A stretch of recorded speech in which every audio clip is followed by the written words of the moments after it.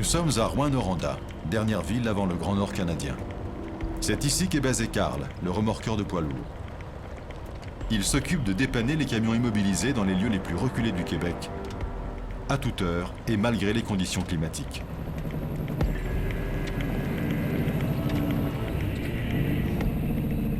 Aujourd'hui, il doit dépanner un camion sur une route extrêmement fréquentée. Carl n'a pas une seconde à perdre. Les bords des routes nationales sont dangereux et il veut prendre le moins de risques possible pour lui et son client. Le U-boat qui a cassé. Fait que là, c'est ça, là, ça s'est mis, ça frottait après le tailleur, là, ça boucanait. Là, je me suis parqué sur le bord.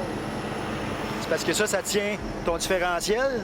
Puis si tu te trouves... le différentiel peut virer, fait que là, tu peux faire le contrôle, là, Marianne. Le quotidien de Carl, c'est porter assistance le plus rapidement possible aux camionneurs tombés en panne sur toutes les routes de sa région. Il doit répondre aux appels, qu'il neige, qu'il vente, ou que les températures soient très froides. Dans les environs de moins 20 degrés. J'avais moins 17 dans le camion, mais un petit peu plus froid peut-être.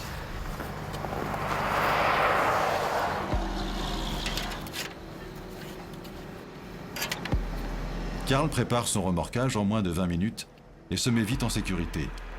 Les travailleurs de la route sont particulièrement exposés aux accidents. Au Québec, depuis le début de l'année, 3 personnes déjà y ont laissé leur vie. On travaille dans des conditions assez périlleuses parfois. La température, un paquet de facteurs qui influent. Les voitures qui circulent assez rapidement. L'espace restreint des accotements, parfois, on est obligé de travailler directement sur l'asphalte. Les automobilistes font pas attention. On n'est pas assez gros ou pas assez visible encore. Les automobilistes font pas attention, ils ralentissent pas. Les dangers sont présents en tout moment. L'hiver, avec la neige, les routes sont particulièrement glissantes. Et même avec des pneus neige, la moindre faute d'inattention peut être fatale. Carl est de ceux qui ne quittent jamais de vue l'éventualité d'un accident. Il s'y attend à chaque instant. J'ai pas le temps de brinquer encore, c'est lisse. Désolé, il y a un char qui a failli me couper.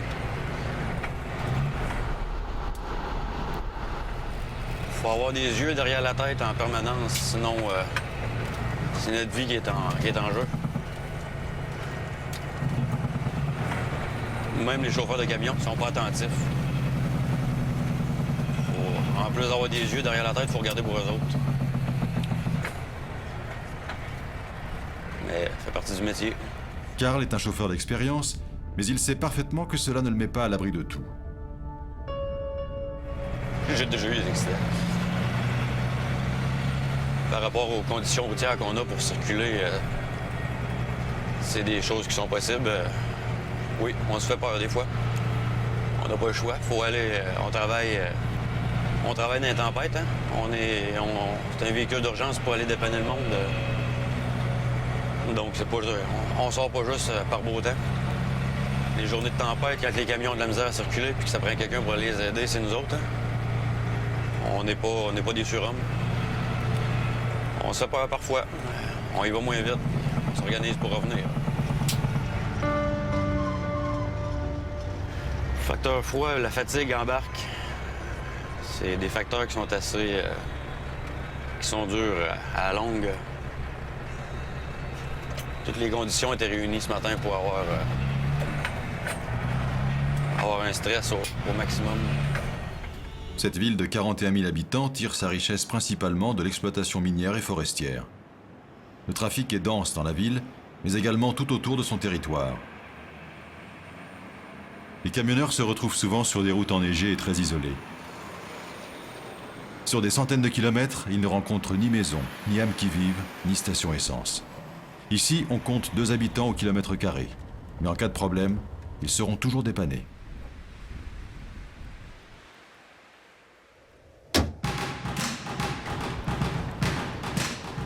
Nous retrouvons Carl. Il vient d'être appelé sur un gros accident de la circulation.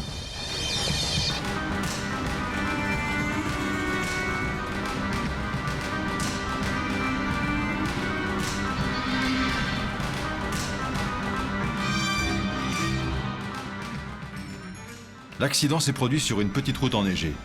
Un camion de plus de 50 tonnes s'est renversé sur le bas-côté. Le chauffeur a subi de gros dommages corporels. Il vient d'être transporté à l'hôpital par les services de secours. On attend Karl le plus rapidement possible pour dégager la route. On était parti faire une journée bien tranquille. Puis un coup de téléphone, tout change. Karl vient d'être dévié de sa route par son patron. Il devait effectuer 3 remorquages ordinaires, mais la priorité est à l'urgence. La job, c'est dans l'inconnu, 24 heures sur 24. On ne sait jamais qu'est-ce qui va se passer.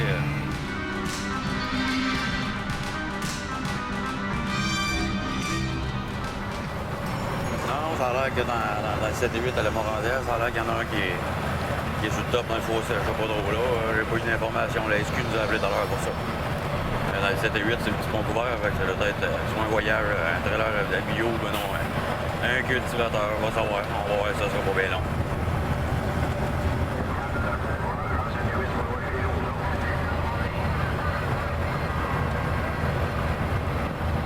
Yes, on va voir ça. Bonne journée, mon ami.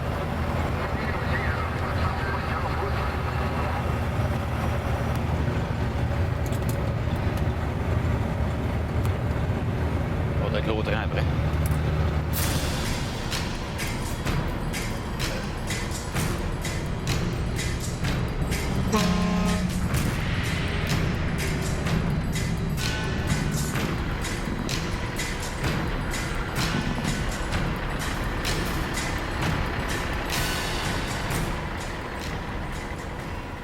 Le camion s'est renversé à pleine charge. 40 tonnes de bois contreplaqué sont encore sur la remorque. Impossible de relever l'ensemble d'un seul coup.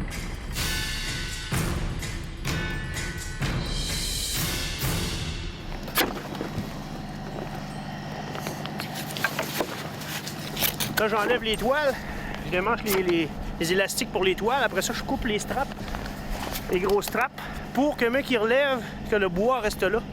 Fait que le camion va se relever quasiment tout seul. Après, on va s'occuper à faire récupérer le bois. Même sans chargement, le camion ne va pas être facile à relever. Le casse-tête commence pour Karl.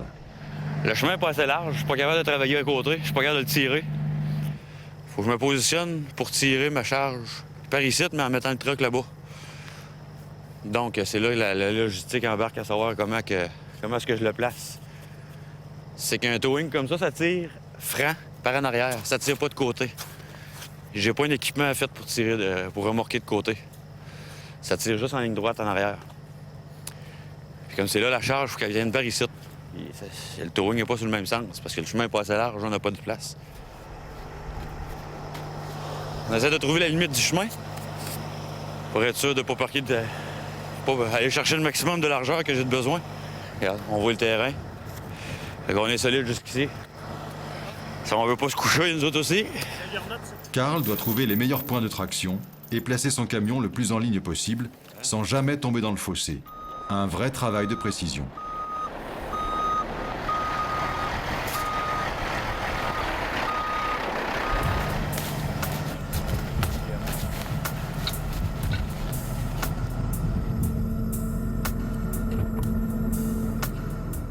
Le remorqueur peut tracter facilement 30 tonnes, mais le camion ne veut rien savoir.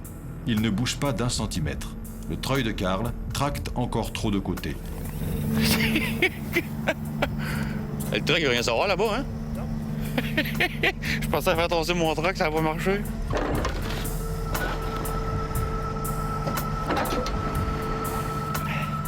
Il est dans une fâcheuse position.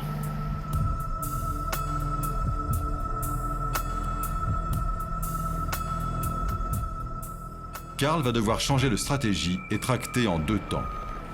Il doit faire demi-tour et s'attaquer à la partie la plus légère du camion, la remorque.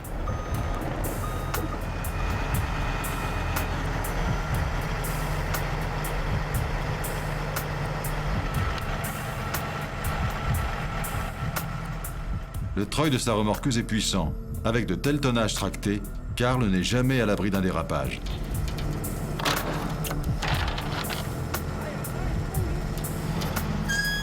La remorque décolle enfin du sol.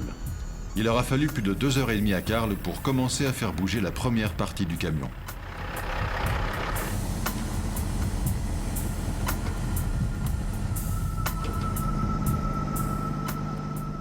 Il faut maintenant aligner l'ensemble du camion sur la route et le redresser. Le travail de Karl est loin d'être fini.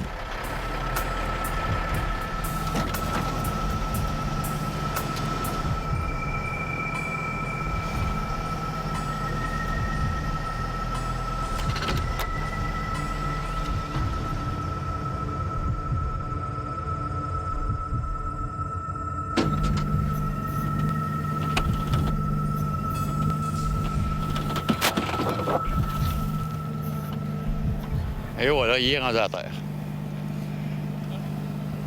Allez, t'es satisfait, là? Ouais, mais c'était pas mal plus long que prévu. Voilà près de 3 heures que Karl redresse le camion. Il va lui en falloir autant maintenant pour le remorquage. Le camion s'en va dans le garage à Amos. Le trailer, après ça, il faut que je revienne chercher de la remorque aussi. Il va falloir que je fasse 2 voyages ici pour venir chercher les morceaux. Légalement, j'ai pas le droit de faire les 2 morceaux ensemble. Karl va devoir faire 2 allers-retours pour finir son dépannage. Le garage se trouve à 1 heure de route. Il en a donc encore pour 4 heures minimum. C'est pas bien long, vous allez voir.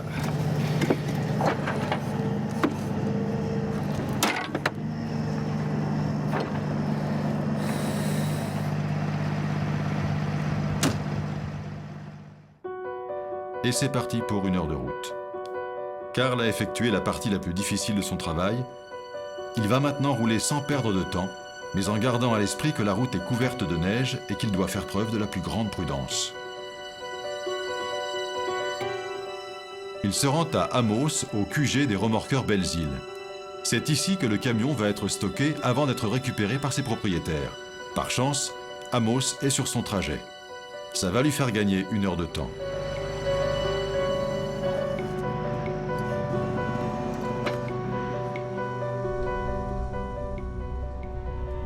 La nuit tombe sur Amos. Karl doit encore récupérer la remorque du camion laissée à 1 heure de roue.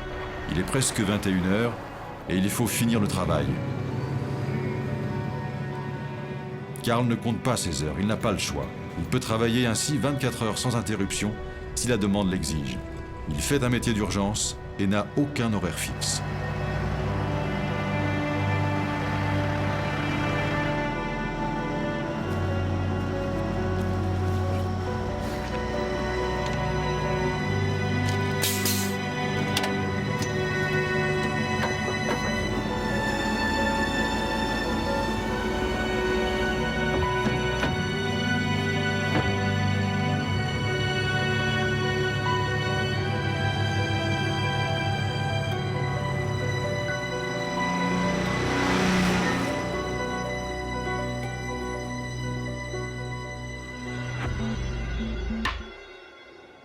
Nous retrouvons Karl sur le parking d'une station-service.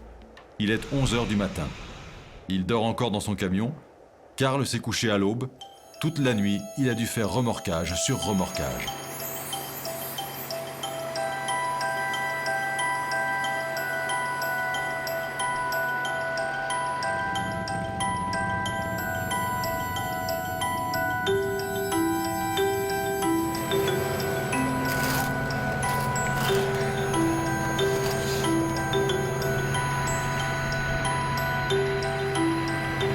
Encore une nuit qui avait été comme très courte. Il a profité aujourd'hui. Pas eu d'appel. Il est rendu 4 heures l'après-midi.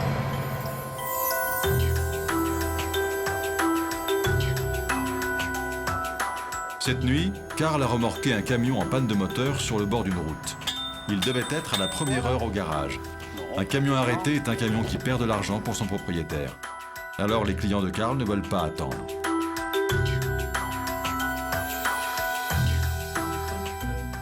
Ensuite, il s'est occupé d'une déneigeuse. Encore une fois, les sociétés privées veulent que leurs véhicules professionnels soient opérationnels au plus tôt. Alors Karl a travaillé toute la nuit et s'est couché à 8 heures du matin. Je m'en vais déjeuner, manger un bon lunch. Après ça, on va aller fueler le camion parce qu'il est vide. Ensuite, stationner sur le garage en espérant avoir une partie de la soirée pour relaxer, prendre ça tranquille un peu plus.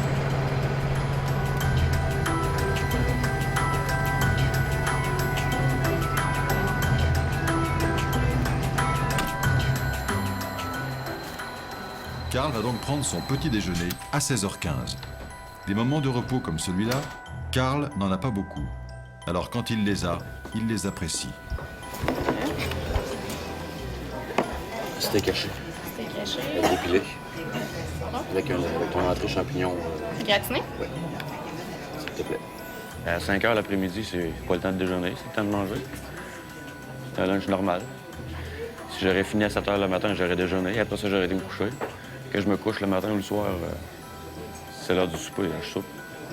C'est l'heure de déjeuner, je déjeune. Ouais, ma vie, c'est la route. On vit avec. Avec les heures qu'on travaille, les heures qu'on travaille pas. Carl s'accommode très bien de ses heures de travail. Il peut travailler 48 heures sans interruption, comme être en attente pendant 3 jours. Toujours prêt à rouler, à se rendre n'importe où, sa vie, c'est son camion. J'aurais dû mettre mon manteau. Il y a environ de 500 litres de chaque côté que je peux rentrer dedans. Le maximum que j'y ai rentré, lui, venait à date 970 litres. Avec l'autonomie que j'ai, je devrais pas en manquer jamais. Si j'en manque, c'est parce que j'ai pas regardé mes affaires comme il faut.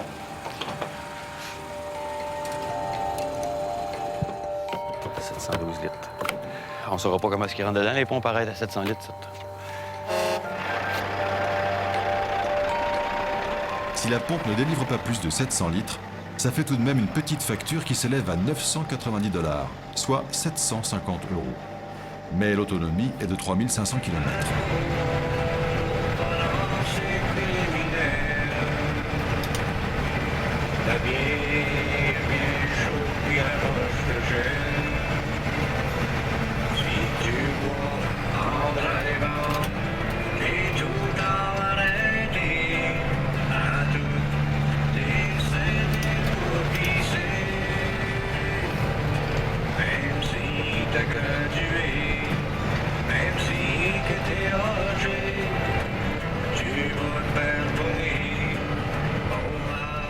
Retour au garage pour Carl.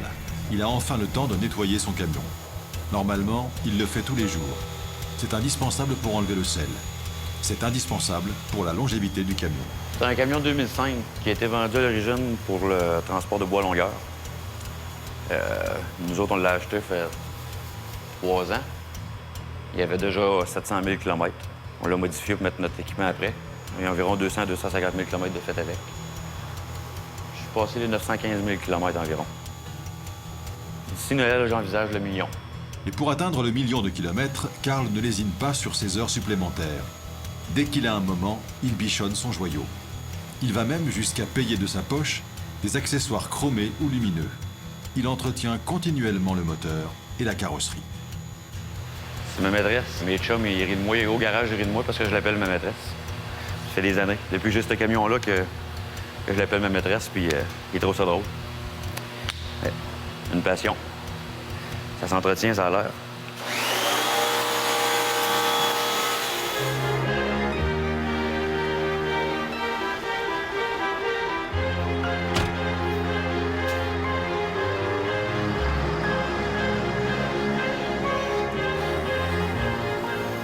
Ce matin, un livreur de gaz s'est mis dans un fossé et il est complètement bloqué. Il est en pleine tournée et ne peut plus livrer ses clients. Alors, Carl se met en route. Il est à moins d'1 heure.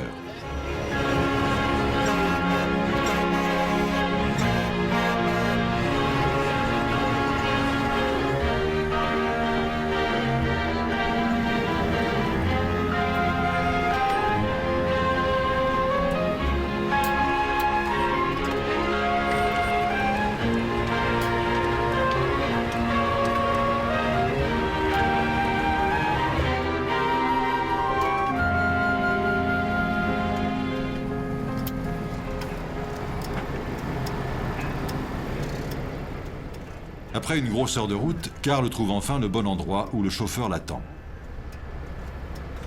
Ah, ça a swingé, ça a mordu un peu, après ça j'ai essayé de le ramener, puis ça voulait pas, là. Ça a lissé, fait que... J'avais rien à faire. Impossible de bouger, là? Non, là, fait que là, tu bouges plus dans ce temps-là, puis t'attends le towing, pour pas te swinger plus, puis... Watch out! Le chauffeur a eu le bon réflexe de ne pas insister. Il aurait pu se renverser complètement. Ils ont déjà servi à ça, en tout cas. Hein? Ils ont déjà servi à ça, en tout cas. Ouais.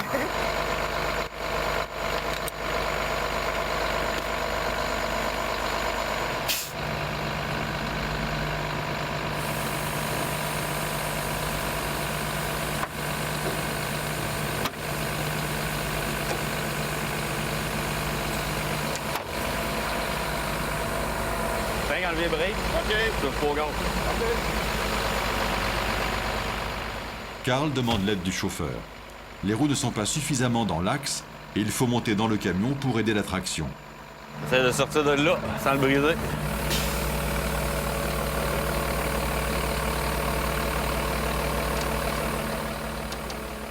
Le camion est maintenant parfaitement placé pour permettre à Carl d'utiliser son treuil à pleine puissance. Il va, en quelques minutes, dégager le camion qui n'a apparemment pas de dommages. Le chauffeur est très content. On va retourner travailler à cette heure. Juste dans la neige, dans l'air, tu brises absolument rien. Tu perds du temps, mais tu brises rien. Ça arrive souvent, ça? Non, il faut pas que ça arrive souvent. Faut surtout pas que ça arrive souvent. Moins souvent possible pour que ça arrive, mais bon, il y a des choses qui arrivent. C'est ça. Ils vont m'en dire que celui-là que ça y arrive pas, c'est parce qu'il est assis chez eux et il attend son chèque.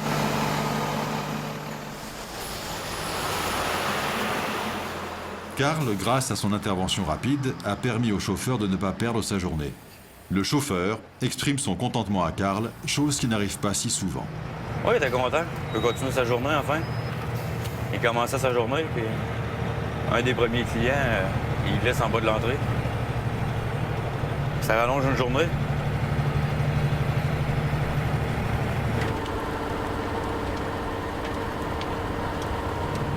Je suis content quand mon client est heureux, là, mais s'il n'aurait pas été heureux, ça n'aurait pas changé grand-chose pour moi. C'est ma job. Puis des fois, j'arrive et le client, il me crie après, quasiment en arrivant. Regarde, c'est pas moi qui t'ai mis dans cette position-là. Qu'il soit super heureux ou non, c'est sûr, c'est le fun quand on se fait dire merci et qu'on fait une belle job. Mais bon, quand il n'y en a pas, ça fait partie de la game, ça fait partie du métier. Nous le retrouvons encore au volant, mais les choses ne se passent pas exactement comme il le veut. Il sent que son camion a un problème. Petit problème, je sais pas quoi exact. Le camion change de son. Par précaution, je vais arrêter, je vais aller voir. Je vais aller jeter un œil avant d'aller plus loin, pour être sûr. Carl connaît si bien son camion que le moindre petit son, que n'importe quel chauffeur aurait ignoré, le perturbe et l'inquiète. Il s'arrête tout de suite pour en avoir le cœur net.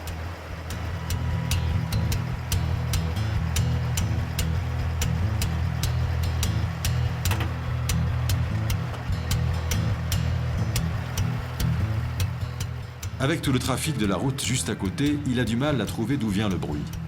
Pourtant, il est sûr, il entend comme une vis qui claque, comme le grincement d'un roulement à billes. Dans le devant du moteur, il y a la fan pour le refroidir. Puis elle marche pas tout le temps, elle.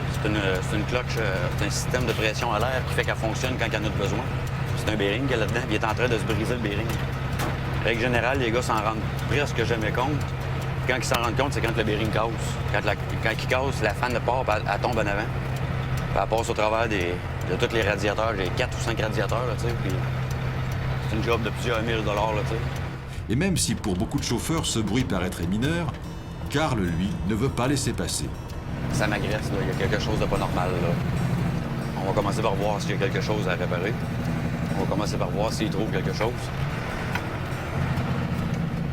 Ils trouveront peut-être rien parce que j'ai pas de code allumé.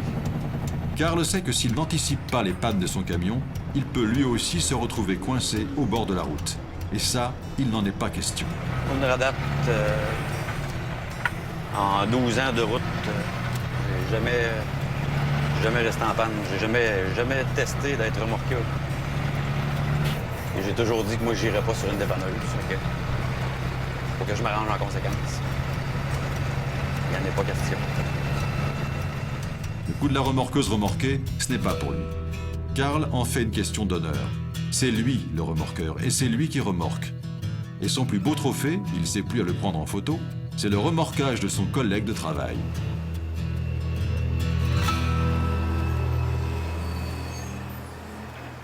Et c'est parce qu'il est prévoyant que Carl n'est jamais tombé en panne.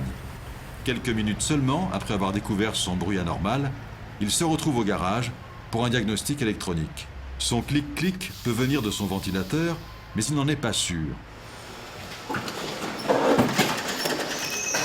suis conducteur, je ne suis pas mécanicien, mais à l'oreille, ça me semble être un injecteur ou quelque chose comme ça. On a déjà eu un problème d'injecteur avec. Il y avait une lumière qui avait allumé, là, il n'y a pas de lumière. Je sais pas. Je suis bien embêté.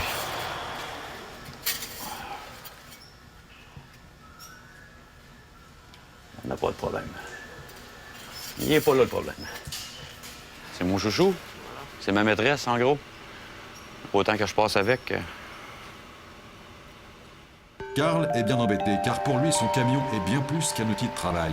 Karl va devoir attendre le verdict du mécanicien. C'est lui qui va lui dire si oui ou non c'est grave. Si oui ou non, il doit repartir ce soir, seul ou avec son camion. Tu l'as entendu?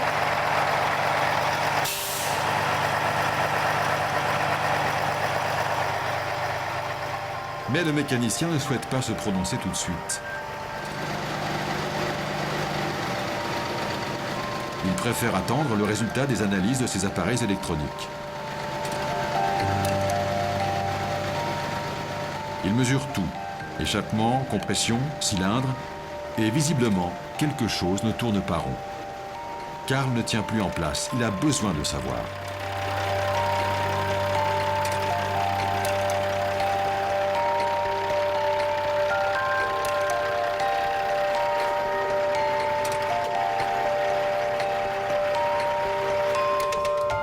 Mais le mécanicien ne sera pas capable de lui dire ce qu'a son camion. Il n'a pas les appareils électroniques originaux de la marque qui peuvent lui permettre de détecter en profondeur le problème de Karl. Mais heureusement, quelques jours plus tard, Karl se fera confirmer par le constructeur que grâce à son oreille, il a évité une panne majeure. Une panne qui aurait pu lui coûter son moteur. Un moteur à 40 000 $. Karl est un remorqueur et ce n'est pas encore aujourd'hui qu'il se fera remorquer. Et ça, même si les routes sont recouvertes de neige.